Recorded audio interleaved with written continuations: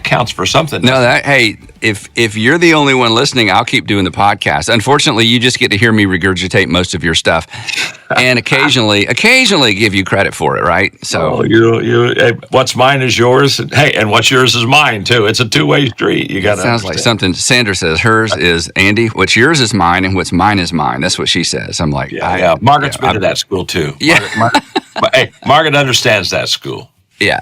Well, for the four of you out there who are not familiar with Dr. John Maxwell, he's a best-selling author, speaker, coach, and leader. He has sold over, drumroll, 35 million books. His books and programs have trained literally millions of leaders globally. I am one of those. He leads the Maxwell Leadership Foundation and Equip, a nonprofit that he has used for years and years and years to give away so many resources and so much good stuff to literally people all over the world, really impacting global leadership through values-based training.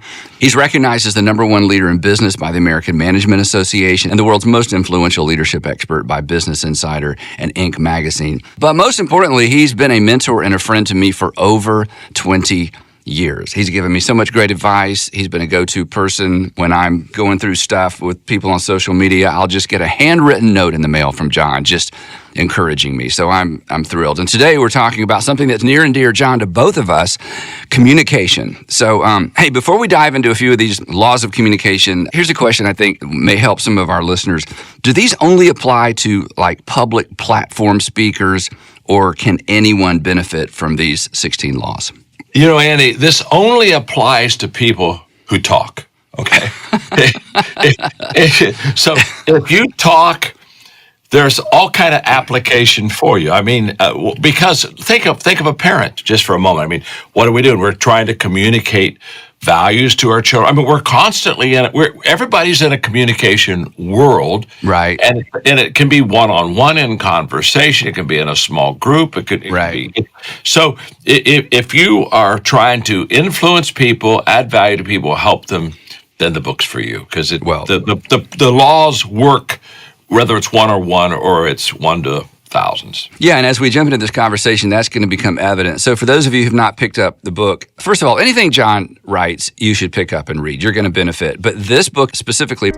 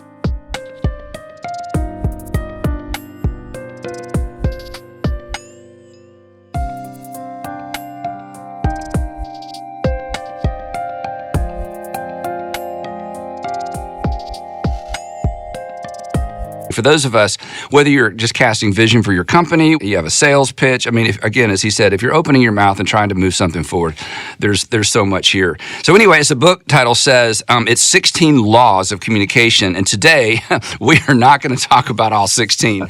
We're going to leave some to your imagination, and obviously for those of you who pick up this book. But I do want to talk specifically about 3. The law of connecting, the law of simplicity, which is near and dear to my heart, and the law of results. So let's start with what you number as number 7 in the book, the law of connection, which says communicators know it's all about others. Communicators know it's all about others. Talk a little bit about the importance of connecting with the audience.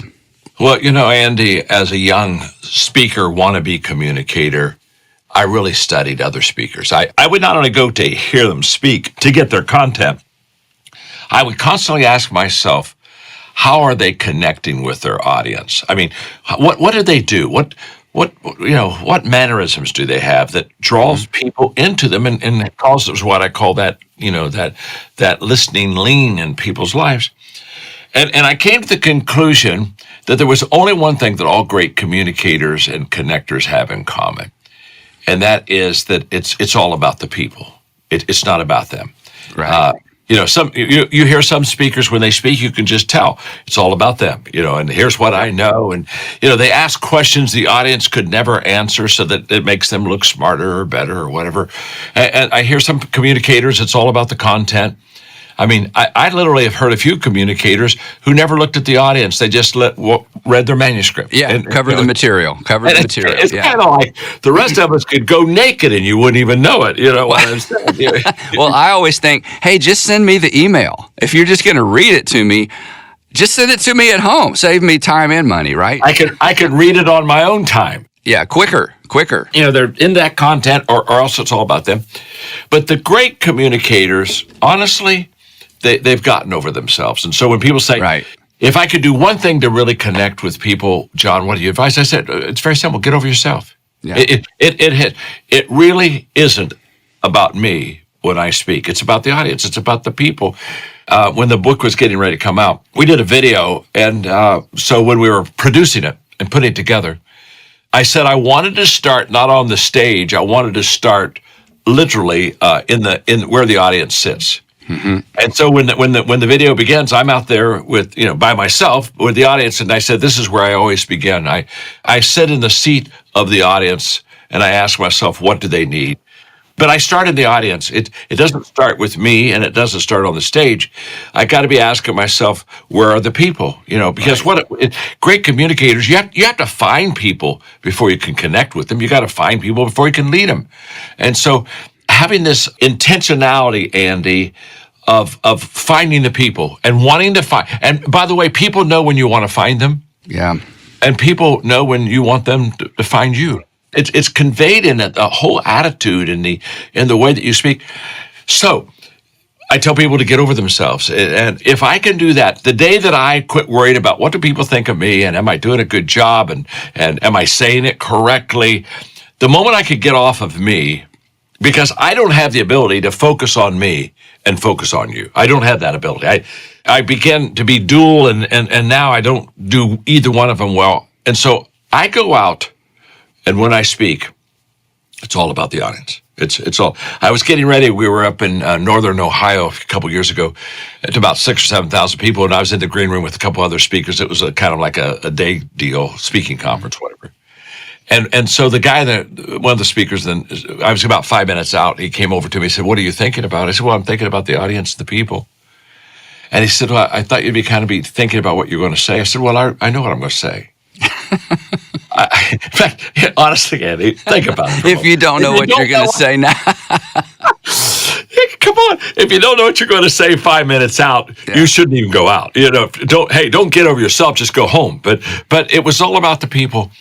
And so when I go out and talk to you or anyone else, I just want to focus on you, because people really know when you want to help them, and they really know when you really care about who they are. Does that make sense? Yeah, and here's what I would, and you can piggyback on this.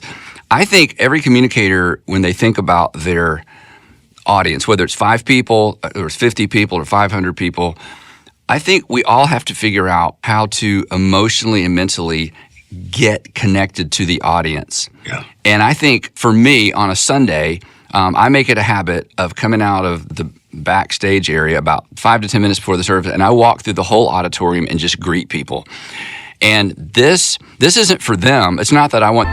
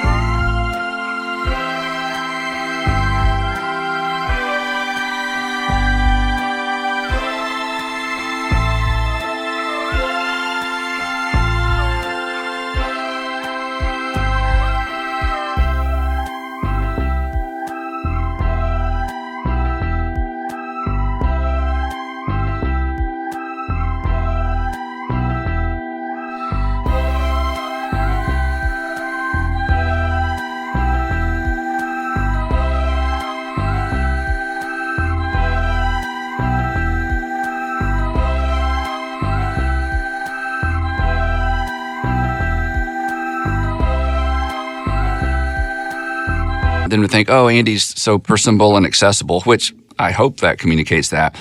It helps me emotionally engage. Suddenly, I know I've talked to some people. And so when I do a leadership conference even, and people, they want to, you know how it is, they want to get you mic'd up and make-upped up, and they want you to stand back there all nervous so they can go 3, 2, 1, John, you're on. And I have learned that is a mistake for me. I need to go walk through the room, even with a microphone on, whether anybody knows who I am or not, just say hi to people. I need to sit on the front row. I need to be in the room during the stuff that happens before my part, to feel the room and feel the audience. And I've learned for me, I'm more comfortable and I feel like I'm more personable. And I feel like you're the same way. I've seen you do that before. 100%, Andy. 100%. In fact, I don't want to be separated from the people. Because if I'm separated from people and they do the countdown, I come on from backstage, now I have to connect with them. And now I've got to do some work. But if I go out and mingle with the people, say hi to them, and I'm the same way. I want to sit down, just let me sit on the front row in the auditorium. Yeah. And when it's my time, let me walk up on stage and start talking to the people, because I've already emotionally connected with them, because I'm saying something to them by my presence. And that is, I want to be with you. Yep.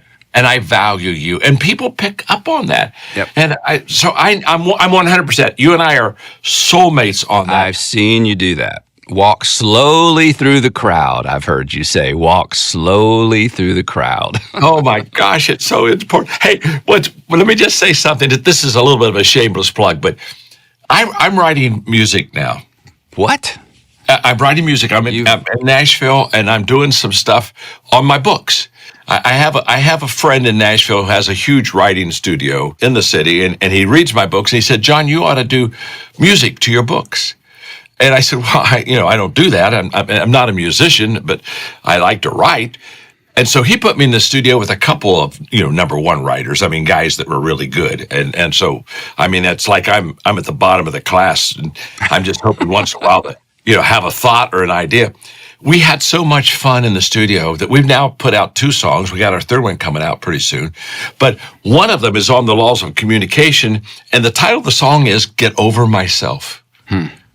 And it's out, so wherever people get music, they can get it. But the chorus says, I got to find myself to know myself. I got to know myself to be myself.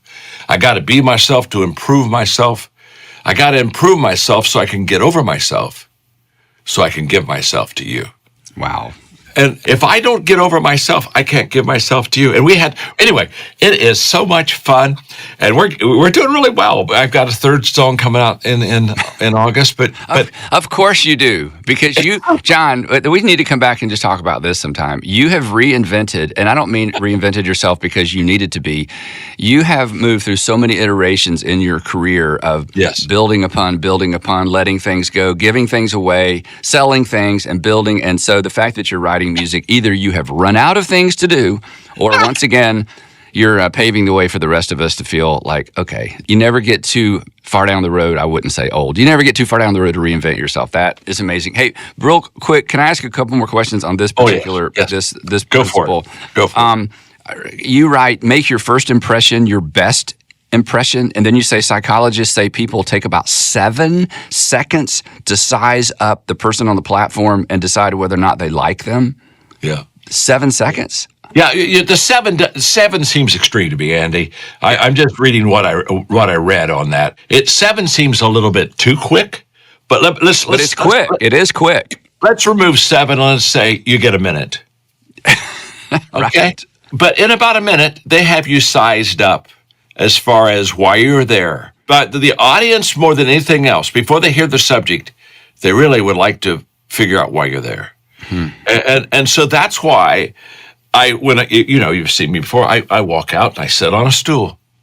And I sit on a stool for one reason. When I started as a communicator, I was too harsh and dogmatic, and I was trying to just make sure they got the point. And I wasn't in their face, but I was overwhelming to people. You follow? I've seen it. Yeah. Yeah. And so I said, if I sit down, I'll have a conversation with them. Mm-hmm. And so when I sit down and, hey, my name is John and I'm your friend. On the count of 3, give me your name. 1, 2, 3. They give me the name. All I'm trying to do is develop a friendship connection with them. Does that make sense? Yep. I'm just saying, I'm going to speak now.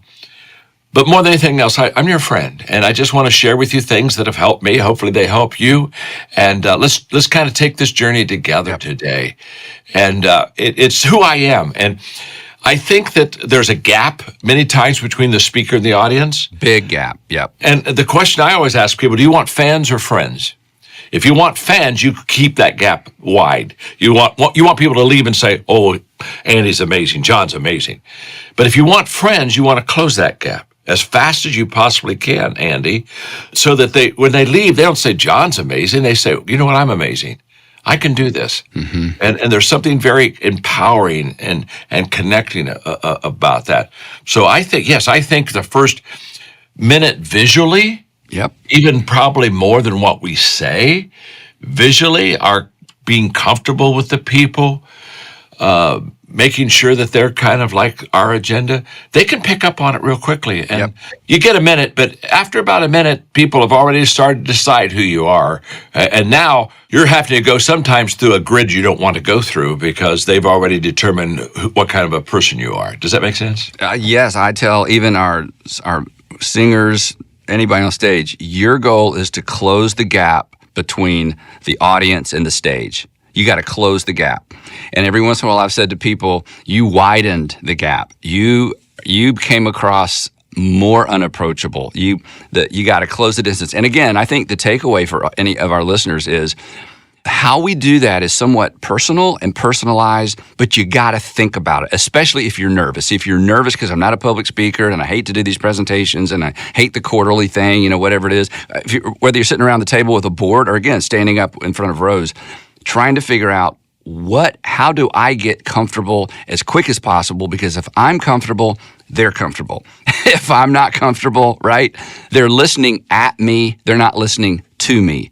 And how many times do we get nervous for the speaker? I mean, I just get, after about 10 minutes, I'm sitting there and I'm saying, God help him, just help him, and then I'm saying, God help me, God help us, strike us with deafness, do something here, because the connection's just not there. It just isn't. Well, we're listening at them. We're listening at them, not to them. And that's exactly right. And here's what helps me. When I know that I'm going to help people, it is very inspiring to me to go help them. And through speaking is one, not the only way, but it's one way to really help people. And I think people know when you came to help them versus when you came to impress them. Right. And so I think, my name's John, I'm your friend, and I want to help you. And I think that sets the whole tone for everything else that you do in the teaching, personally. You are a very, very comfortable person to listen to. And again, I'm not open to being influenced as much by people who are trying to impress me as people who I feel like really are for me. Okay, that's just one. That's why this book's amazing. I want to move to number 10, if we could. Law number 10 is the law of simplicity, which says communicators take something complicated and they make it simple. They take something complicated and they make it simple. Not simplistic, that's different, but simple. It's something I can walk away with and I know what to do with. And John, this is so important. And this is so important to me. And I was first exposed to this idea by Gary Smalley. You remember Gary Smalley? He was an incredible communicator. And he told a story one time that I so related to. He was not a good student in school. And for him to pass and get passing grades, he had to take what was complicated in class and make it simple in order to pass tests. And when I heard him say that, I thought, that explains my C's. I was not a good student. I had to make it simple or I just couldn't move forward with any subject. And so I think for me, it has been a matter of survival and maybe for other people as well. But for every communicator to not be fooled into thinking because it's clear to me, it's necessarily going to be clear to everybody else. So talk a little bit about just making something complicated simple. Well, I'm glad to do that. But first of all, Andy, nobody does it better than you. Nobody. I have been privileged to be a member of your congregation. We lived in Atlanta. I've heard you speak hundreds of times in different venues. Nobody's better than you.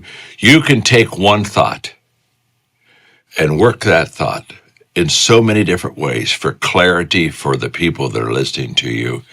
I've always marveled. I've always marveled. When I'm done hearing you speak, I have a takeaway. I have a takeaway that I can apply to my life that is very simple and very doable. So you really put the cookies on the lower shelf, Captain. I mean, you really did. And so when we talk, when I talk about this law, honestly, it's kind of like you could either read the chapter or just watch Andy speak for about a dozen times, and you're going to get it because you always have it simple. I've never left you when you speak and say, I knew he was saying something to me, but do you know what I mean? It's kind of I know what you mean. because I grew up in the holiness movement where they prided themselves in depth. We're really deep preachers, and I'd sit there and I'd say, yeah, you're deep, but I can't find you. I mean, it's in other words, it's way beyond me. And I think, when you gave the Gary Smalley illustration and yourself, I was the same way. I wasn't a great student. I had to always bring it down to simplicity. That's why I say all the time that I'm a communicator, not an educator, because an educator takes something simple and makes it complicated. And a communicator takes something complicated and makes it very simple. So I'm constantly saying to myself, how can I bring this down? And there are 3 stages. I'm going to give them to you. Because, tell us those. Give us those. Yeah. Well, because things start off many times as simplistic.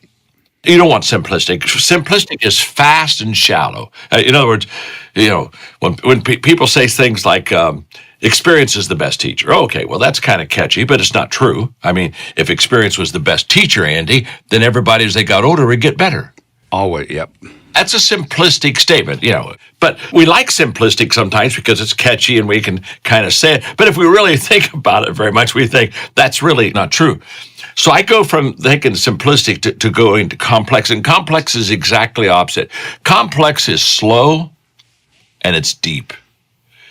In other words, simplistic doesn't ask any questions at all. It just assumes. But complex asks a whole bunch of questions. It doesn't assume anything. It is trying now to take something and be able to connect it with the audience. And so it's a slow process. There's a lot of thinking. There's a lot of interaction with other people. There's a lot of feedback in that process, and gets you to go deep because you ask a lot of questions. Now, if you do complex well enough, and by the way, 90% of my time in preparing a lesson is in the complex world. I'm looking at it every time and I'm saying, okay, I want to take a good deep thought, but I want it to be something that I can put in their hand. Mm-hmm. How do I do that? How do I do that? If I do it well, I go from complex, which is slow and deep, to simple. And what's beautiful about simple is fast and deep. In other words, they can get it quickly, but it has a depth to it that when you carry it with you, you say, oh, there's food here. There's food here. I need to spend more time thinking on it because it's got some depth to it. So it's quick, you got it, but it has a depth to it. And I think that's the difference between simplistic and simple. But that's kind of the 3-step process that I go through. I was working on a message this morning in the early hours. I spent probably close to an hour just forming one thought. And I thought, John, why is it, I've been doing this a long time, why does it still take me so long? Mm-hmm. And I came to the conclusion it takes me so long because I care so much that when I say it, they have it. Can I tell you something? If I teach and then I've got to explain what I just taught. So when somebody says, and let me explain this, and then let me explain, and I sit there and I think, after a while, I said, why didn't you kind of think it through so you didn't have to explain it so much? Yeah, you didn't finish preparing for the message if you've got I think so too. What you just said. Yeah. Well, I want to drill down this a little bit. This is so important to our audience. What John is saying, not that I need to explain what you just said because you said it so well and I don't want to violate what you just said. Here are my words, I should say. Go on. Because I've known you for so long. When you are exploring a topic, you don't cheat the process of fully facing the complexity of the issue you're addressing. And because you're willing to face all the complexity, when you begin to move towards simple, you're bringing with you all that complexity. Otherwise, we cheat the audience by making it sound simplistic, and we're motivational, and then we end with a big song, and then they get home or they get back to work and they're like, that doesn't really work. And the reason it doesn't work when it doesn't work is because we didn't take into consideration the actual complexity of the situation. And the reason your books are so good and the reason they are simple and portable and memorable is because of what you just said. You really do sit in the complexity long enough to appreciate it and to then make sure the nuggets that you give us and the takeaway statements you give us take into consideration the complexity. And that's very different than just coming up with a one-liner or an easy-to-preach or teach message. So that's very important. And so I just want to say to anybody who's in the communication business, don't cheat the agonizing process of sitting in the complexity of whatever it is you want to talk about. Right? Andy, when I was young, I really had a big temptation in this area of speaking, because when I was young, I wasn't a very good speaker, obviously. You're never good the first time, and you're not too hot the second or third time. So, I mean, I tell people all the time, you're never good the first time. So, get through the first time and get better. But I had some charisma as a communicator. Mm-hmm. And I want to tell you something, Andy. In my first little church, I had a little farming community in southern India. I'm just just good, beautiful, salt of the earth, simple folk. And I remember, I came up to Sunday and it had been a busy week, and I only probably spent maybe a couple of hours on a message, and I got up and I preached it, and it really went well. I mean, people loved it. And on the way home, I thought, I didn't work very hard on that. And they really liked it. And I went into about 3 months, Andy, of a personal temptation. Yep. Am I going to wing it or work for it? And wing it, when you have personality and some charisma, like you said, and you get a couple stories and you can kind of wing it and everybody goes home happy, but they don't go home with answers. They don't go home fulfilled. It's like I ate, but it wasn't good food. And so I went through it, and I finally said, no, I'm going to work for it. That's when I started writing my messages out word for word and doing things that were kind of contrary to a charismatic personality. But I'm so glad that I didn't fall into that temptation, which was really big for me for a couple of months, because I thought, man, if I can wing it, I can. Now, here's what I want to say. If you're highly gifted, and here's why we fall into problems. When we're highly gifted, we can wing it and be somewhat successful. Yep. I say it lands us in the top 20% because we're already gifted. But if you work at it, you can get in the top 2%. And there's a world of difference between the top 2% and the top 20%. And so the temptation is, when you're naturally gifted in anything, is to never give it 100%, because you can give it about 70% and still pass. You can get by, or people will clap. I think that's even more than speaking. I think it's a principle of life. Take your gifts, and those are the ones that you just have to bear down and work them hard, because those are the gifts that are going to give you the high return. So, anyway, work it, don't wing it, Yeah, it's passion and preparation. And if you've got charisma and passion and the preparation, it's going to win. A quick story just came to mind, and I may have shared this with our podcast listeners before, but John, you're going to love this if you haven't heard this. When my dad turned 80, he was 81 or 82. I knew he was a little older than 80. He called me one day and he said, you know what I would like? I said, what? He said, I'd like to find, and he was still pastoring his church at the time. Okay. So he's still working full time. He said, I'd like to find somebody a little bit further ahead of me and ask them a question. I said, Dad, there's not anyone. And when he said ahead, he meant somebody who's a little older than him, who's doing what he's doing.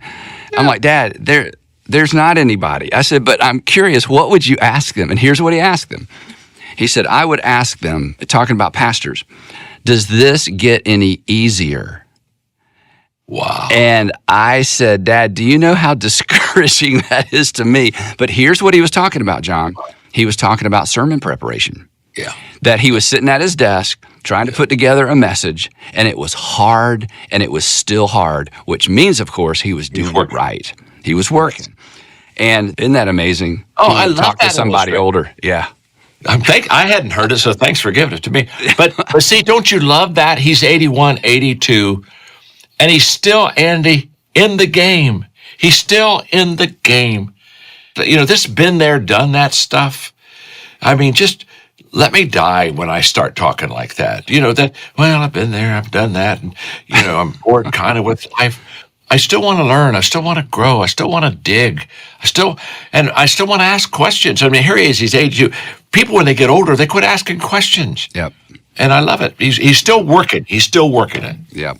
All right, so that's our second one we're talking about today. So we're going to jump to this third one. Again, we're hop, skipping, and jumping through some incredible content.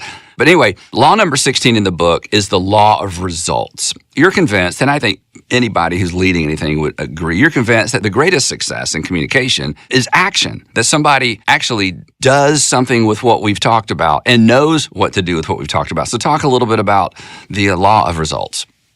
You know, Andy, the reason I put it last is, 16 laws, okay. And, it starts off with 30 laws, and you keep kind of reducing it and bringing it down and say, this doesn't fit, or, these can go together. This is the speaker leader in me here. I think if you take out the leader, you probably don't put the law of results. I think you just basically say, I delivered, and, let's hope that they, do well. But the speaker leader in me is not content with them just taking notes. I want to see them take action. This has been known for years. What do I want them to know? And then what do I want them to do? So that we've got that part. But there is no success without action. I was speaking at a corporate deal recently, and I did a whole lesson on there is no success without action. And I talked about how is it that people have come to the conclusion that they can think their way to success. Now, thinking is vital. My gosh, thinking is huge. But you've got to act. There comes a time when the notes are taken. Now, what am I going to do with you? You can't separate success and action, results and action. There has to be some action. So, one of the few things, and it was very few to be honest with you, in college that I ever received that was good is I had a homiletics professor say, preach for a verdict. And I always remember that, preach for a verdict. So when I'm getting ready to speak, I want to do two things. I want to connect with the audience until they've got it. They've leaned in, they've got it. But I want to also have a conviction with what I've taught, that they say, I must do something about this. This is not just food for thought, but it's going to lead to some kind of an action. So I'm always geared to what are we going to do about what I've delivered? Because that's the practice of the lesson. And again, how do we get better? We get better by practice. How do you develop leaders? It's sure you have to learn principles, but it's the practice of the principles that make us better.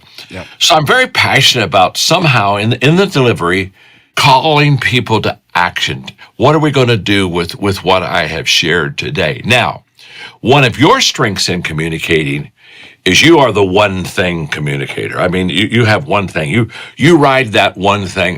There are times I just love listening to you because I think, how can he get another way to express one thing? I mean, some people call that repeating themselves. No, it's not. I'll tell you what I call it. I call it layering yourself. You layer. You layer. Layering. There's a difference. In other words, it takes you up to another level. But I keep saying, how many horses is he going to ride that one idea on? And you go get you another horse and put it on. But the whole point of it is, when you're done speaking, Andy, I know what to do.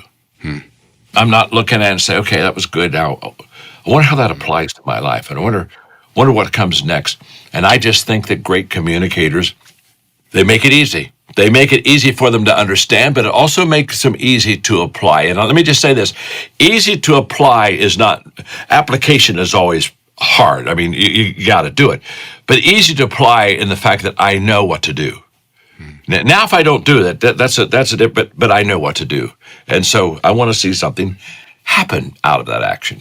And every time I've ever heard you speak, it's never simplistic. You've navigated the complexity, but the takeaway, the what to do next, or the three things to do next, or where to get started is always super clear. My dad used to call this, we would listen to a preacher and he would say, he has no burden. He has no burden. Yeah. That was his way of saying he's not so concerned that people do something with what he's saying, that he's reaching out beyond the stage to say, you've got to get this. There's something at stake. And it's not just a preaching thing. I mean, whether you're casting vision for your company, pitching sales, or whatever it is, if there's not a burden. And so sometimes I ask our communicators, okay, I've looked at your outline. I see the content. Where's the energy? Where's the, oh my gosh, you have got to get this. And then if we don't have that, I don't think we're ready, because that either comes through or it doesn't, right? Yeah, we either as communicators just share thoughts, which goes nowhere, bounces off. The thoughts right. Bounce off the wall. The thoughts are bouncing around the wall and people are hearing them. I either hand something to you or I give you something that's come through me. And when it's come through me, that's the burden that your dad was talking about. That's the passion, the conviction. And, we cannot give what we do not have. And so putting together a teaching, a message, I've got to live it. I have got to live it. Now, I may be learning from it. And so in my teaching, I'm saying, I'm doing this, but there are some areas where I'm not yet there. So I'm not trying to snow people. But if it isn't working on me, it isn't going to work on you. Yep. And if it hasn't caused me to take action, there's no authenticity or credibility or moral weight that I can give to you, Andy, that's going to cause you to take action. What causes people to take action when somebody says, look, what has happened to me? Look at my life. And because of that, it can happen to you. That's where the power and the anointing, I think, come from. And again, we don't have to be in a spiritual sense. I mean, I hear people in a secular world who just really have a passion for what they do and when it's over, I want to sign up. I want to be on the team. I want to be on the team. But if it hasn't happened to me, it's not going to happen through me. And if it doesn't happen through me, it isn't going to happen to you. Wow.